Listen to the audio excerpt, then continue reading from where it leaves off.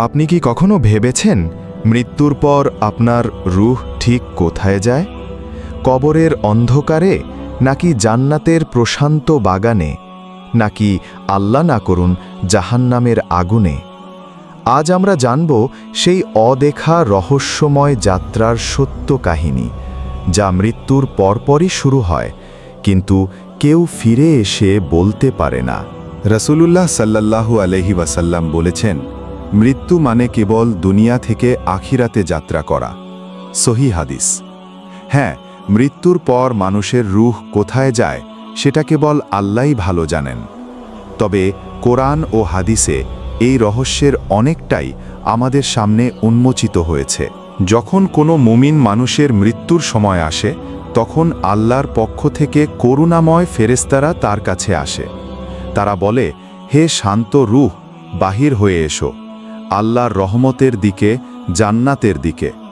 তখন রূহ খুব সহজেই বের হয়ে আসে, ঠিক যেমন পানির ফোঁটা কলসির মুখ থেকে বেরিয়ে আসে।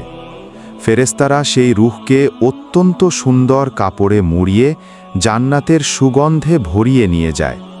তারা রূহকে 7 আসমান পর্যন্ত নিয়ে যায়, আর প্রতিটি আসমানে ফেরেশতারা বলে, এ কার রূহ? কত সুন্দর, কত প্রশান্ত সুবাস। তখন বলা হয়, এ হচ্ছে অমুক ইবনে অমুক, আল্লাহর প্রিয় বান্দা। আল্লাহ তাদের বলেন, আমার বান্দার রূহকে ইল্লিয়িনে লিখে রাখো। ইল্লিয়িন হচ্ছে জান্নাতের উপরের একটি স্থান, যেখানে সৎ মানুষের রূহ সংরক্ষিত থাকে। এরপর রূহকে আবার কবরের মধ্যে ফেরানো হয়, তার দেহের কাছে। মানুষের মওতের আগে যখন মালাকুল মওত রূহ কবজ করেন, তখনও মৃত ব্যক্তি বুঝতে পায়। মৃত ব্যক্তির লাশ কবরে দাফনের পর তোমার রব কে, তোমার ধর্ম বা দ্বীন কি, তোমার নবী বা রসুল কে, এই 3টি প্রশ্ন এবং উত্তরের জন্য কবরের মৃত ব্যক্তিকে তাৎক্ষণিকভাবে প্রাণ ফিরিয়ে দেওয়া হয়। ওই সময় শুধু নাভি পর্যন্ত জ্ঞান বা চেতনা শক্তি থাকবে। নাভির নিচ থেকে বাকি অংশ প্যারালাইজডের মতো চেতনাহীন থাকবে। নাকির এবং মুনকির ফেরেশতাদ্বয় মৃত ব্যক্তির সওয়াল এবং জবাব শেষে পুনরায় রূহ কবজ করা হবে। অতপর পুনরায় মৃত্যু হবে। সূরায়ে আবাসাতে মহান রাব্বুল আলামিন ঘোষণা করেন যে, সুম্মা আমাতাহু ফা আকবারাহু, অতপর মৃত্যু দেন এবং তাকে কবরস্থ করেন। সুম্মা ইজা শাআ আনশারাহু, অর্থাৎ অতপর যখন তিনি ইচ্ছা করবেন আবার পুনরুজ্জীবিত করবেন। সূরায়ে আবাসা।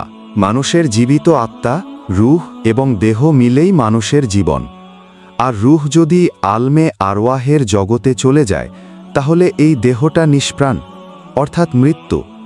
শরীরের যে কোনো একটা অংশে আঘাত পেলে মানুষ কষ্ট পায়, যন্ত্রণা ভোগ করতে হয়। মানুষের শরীরের আসল অংশ হল রূহ। সেই রূহ বের হয়ে আলমে আরওয়াহ অর্থাৎ রূহের জগতে গিয়ে যদি সিজ্জিনের আজাবে পতিত হয়, তাহলে সেই দেহ তথা জিসিমের ওপর সেই আজাবটা বর্তায়। কেননা কিয়ামতের দিবসে কবরের সেই নিষ্প্রাণ দেহকে প্রাণ দিয়ে কবর থেকে পুনরুজ্জীবিত করা হবে। মহান রাব্বুল আলামিন সূরায়ে মুতাফফিফিনের 18 এবং 19 আয়াতে ইরশাদ করেন যে, কখনো নয়, নিশ্চয়ই নেককার মুমিনের আমালনামা থাকবে ইল্লিয়িনে। আপনি কি জানেন ইল্লিয়িন কি? সূরায়ে মুতাফফিফিন। হযরত আব্দুল্লাহ ইবনে আব্বাস বলেন যে, ইল্লিয়িন এর অর্থ হল জান্নাত, অর্থাৎ সপ্তম আসমানের নিচে আরশের নিচে অবস্থিত স্থানকে বলা হয় ইল্লিয়িন।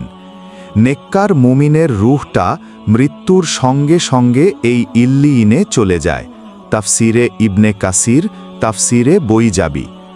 আল্লামা ইবনে কাসির রহমা আরও বলেন যে, ইল্লিয়িন শব্দটি উলুউন ধাতু থেকে নির্গত, অর্থাৎ উঁচু স্থান।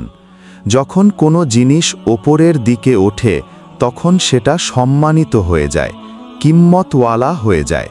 কাল্লা ইন্না কিতাবাল আবরারি লা ফি ইল্লিয়িন ওয়ামা আদরাকা মা ইল্লিয়ুন কিতাবুম মারকুম, অর্থাৎ কখনো না, নিশ্চয়ই সেলাকদের আমালনামা সমূহ আছে ইল্লিয়িনে।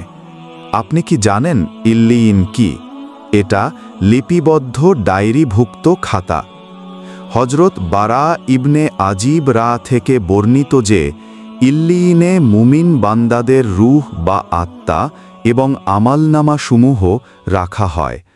আল্লাহ পাক সূরায়ে আত-তাতফিফের ৮, ৯ এবং ১০ নম্বর আয়াতে ঘোষণা করেন যে কাল্লা ইন্না কিতাবাল ফুজ্জারি লা ফি সিজ্জিন ওয়ামা আদরাকা মা সিজ্জিন কিতাবুম মারকুম ওয়াইলুই ইয়াউমা ইদিল লিল মুকাজ্জিবিন।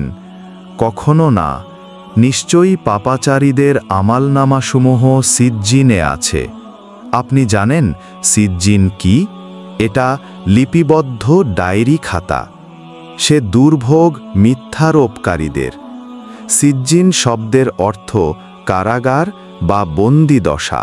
হজরত ইবনে মাসুদ রা থেকে বর্ণিত যে সিজ্জিনে জাহান্নামী পাপাচারীদের রূহ এবং আমালনামা সমূহ রাখা হয়। হজরত ইবনে কাসির রহমা, হজরত ইবনে রজব রহম এর অধিক সংখ্যক হাদিসে বর্ণিত করেন যে জাহান্নামীদের জন্য সিজ্জিন বা শাস্তিখানা, বন্দিখানা হল ৭ নম্বর জমিনের নিচের স্থান। যেমন ৭ আসমান এবং ৭ জমিন।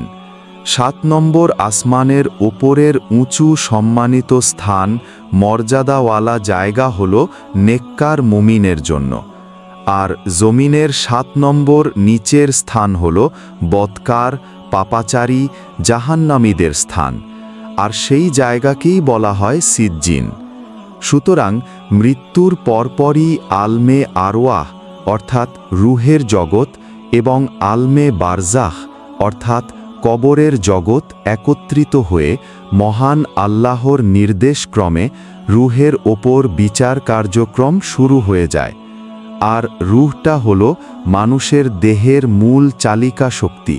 রুহ থাকলে মানুষ বেঁচে থাকে, আর রুহ না থাকলে মানুষ মারা যায়।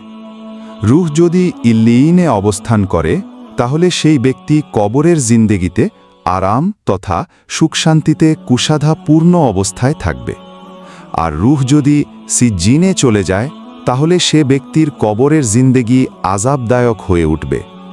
কবরের সঙ্গে মৃত ব্যক্তির রুহ খুবই অঙ্গাঙ্গিভাবে সম্পৃক্ত। রাসূলে পাক সাল্লাল্লাহু আলাইহি ওয়াসাল্লাম একদা কবরস্থানের পাশ দিয়ে যাওয়ার সময় একটা কবরে আযাব হচ্ছে বুঝতে পেরে তিনি ওই কবরে মৃত ব্যক্তির কবরের বুক বরাবর একটা তাজা কুল গাছের ডাল ভেঙে ওই আযাবকৃত কবরের ওপরে ওই কুল গাছের ডালটি পুঁতে দিলেন। অতপর দোয়া পাঠ করলেন, আল্লাহুম্মা সাকাল্লাহু সারাহু ওয়াজআলাল জান্নাতা মাসওয়াহু। সাহাবায়ে কেরামগণ আল্লাহর রাসূল সাল্লাল্লাহু আলাইহি ওয়াসাল্লামকে জিজ্ঞাসা করলেন, হে আল্লাহর রাসূল, কবরের ওপর কুল বৃক্ষের ডাল ভেঙে পুঁতে দিলেন, এর কারণ কি? তদুত্তরে আল্লাহর রাসূল বললেন যে ওই কবরে মৃত ব্যক্তির ওপর আযাব হচ্ছে, আর তাজা বৃক্ষের ডালটা ওই কারণে পুঁতে দিলাম যাতে বৃক্ষরাজি, লতাপাতা ও মহান আল্লাহর জিকিরে লিপ্ত থাকে। ওই গাছের ডাল এবং পাতাগুলো মহান আল্লাহর জিকির করার কারণে ওই মৃত ব্যক্তির কবর আযাব লাঘব হবে। মোতাওয়াতির হাদিস অথবা দুর্বল হাদিস হলেও আযাবুল কাবরি হাক্কুন, অর্থাৎ কবরের আযাব সত্য, এতে কোনো সন্দেহে নেই।